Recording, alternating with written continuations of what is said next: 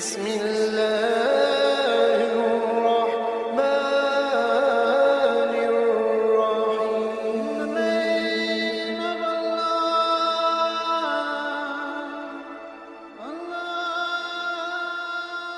الرحيم. بسم اللہ الرحمن الرحیم. شروع اللہ کے نام سے جو بڑا مہربان اور نہایت رحم والا ہے. حضرت موسیٰ علیہ السلام اللہ تعالیٰ کے پیغمبر ہیں. اللہ تعالیٰ نے آپ علیہ السلام پر اپنا بڑا کرم کیا. اللہ تعالیٰ نے آپ کو اپنے ساتھ ہم کلام ہونے کے تحفہ سے بھی نوازا، جو کہ کسی اور نبی کو یہ شرف حاصل نہیں ہوا. آپ علیہ السلام کوہ طور پر جا کر اپنے رب کے ساتھ ہم کلام ہوا کرتے تھے. ایک دن حضرت موسیٰ علیہ السلام اپنے خدا سے ہم کلامی کرنے کے لیے کوہ طور پر تشریف لے جا رہے تھے کہ راستے میں آپ نے ایک عورت دیکھی جو کہ اونچی اونچی رو رہی تھی. آپ علیہ السلام اس عورت کے پاس گئے اور جا کر پوچھا، تم کیوں رو رہی ہو؟ تیرے ساتھ کیا ہوا ہے؟ عورت نے حضرت موسیٰ علیہ السلام کو جواب دیتے ہوئے کہا، سنا ہے کہ آپ اللہ تعالیٰ سے ہم کلامی کرتے ہیں. میں بانجھ عورت ہوں، میری کوئی اولاد نہیں ہے. عورتیں مجھے ہر وقت بانجھ پن کے تانے دیتی ہیں. مجھے سمجھ نہیں آتا کہ میں کیا کروں. آپ مہربانی کر کے رب کائنات سے دریافت کر کے آنا کہ میری قسمت میں اللہ تعالیٰ نے کوئی اولاد لکھی ہے کہ میری زندگی اسی طرح گزر جائے گی. عورت کی یہ بات سن کر حضرت موسیٰ علیہ السلام عورت سے وعدہ کر کے چلے جاتے ہیں کہ تیری پریشانی اللہ سے پوچھ کر ضرور بتاؤں گا. جب حضرت موسیٰ علیہ السلام کوہ طور پر اللہ تعالیٰ سے ہم کلامی کر رہے تھے تو آپ علیہ السلام نے اللہ تعالیٰ سے کہا، اے مجھے زندگی دینے والے، میں نے آج ایک عورت کو یہ فریاد کرتے ہوئے سنا. میں اس سے وعدہ کر کے آیا ہوں کہ میں اللہ تعالیٰ سے پوچھ کر بتاؤں گا کہ اس عورت کے نصیب میں کوئی اولاد ہے کہ نہیں. اللہ تعالیٰ نے حضرت موسیٰ علیہ السلام کو فرمایا کہ اے موسیٰ، اس عورت کو جا کر بتا دو کہ اس کے نصیب میں کوئی اولاد نہیں لکھی گئی.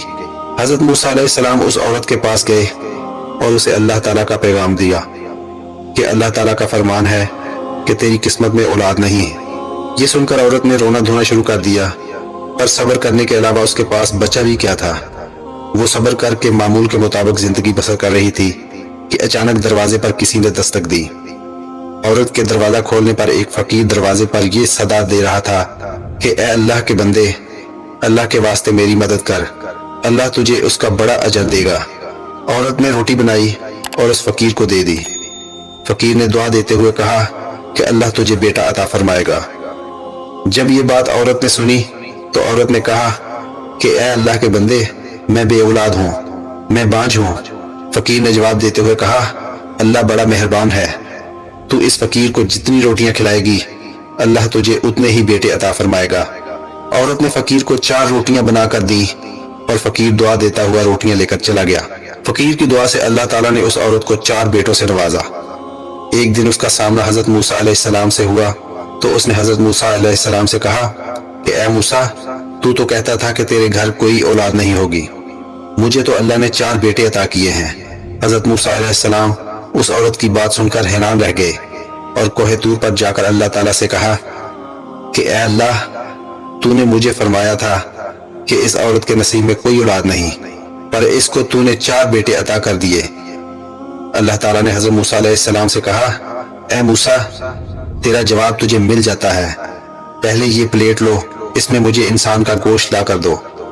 حضرت موسیٰ علیہ السلام کئی دن تک انسان کا گوشت تلاش کرتے رہے.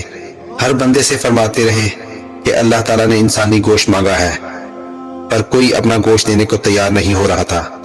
ایک بندہ گھومتا پھرتا آپ علیہ السلام کے پاس آیا اور اس بندے نے آپ علیہ السلام سے پوچھا کہ اے موسیٰ، کیا بات ہے؟